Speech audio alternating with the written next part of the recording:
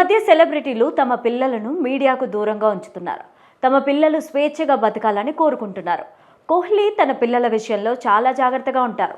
Media కంటపడకుండా పలు జాగ్రత్తలు తీసుకుంటూ ఉంటాడు.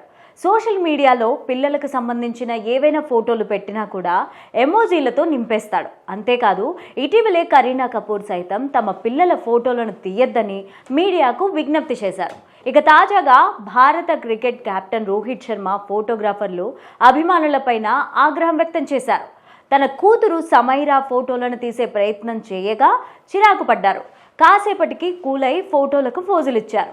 రోహిత్ శర్మ తన కూతురు సమైరాను తీసుకొని కారులో ఎక్కేందుకు వెళ్తున్న సమయంలో కొంతమంది ఫోటోలు తీయడానికి ప్రయత్నించారు. సమైరా ఫోటోను తీయొద్దని రోహిత్ వారిని వారించారు.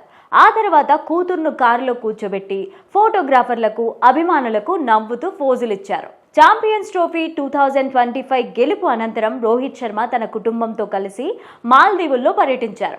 మాల్దీవుల నుంచి తిరిగి వస్తున్న టైంలో ముంబై విమానాశ్రయంలో రోహిత్ శర్మ కూతురు సమైరా ఫోటోల కోసం ఫోటోగ్రాఫర్లు అభిమానులు ప్రయత్నించారు. దీంతో రోహిత్ అసహనం వ్యక్తం చేశారు. దీనికి సంబంధించిన వీడియో ప్రస్తుతం నెట్టింట వైరల్ అవుతోంది.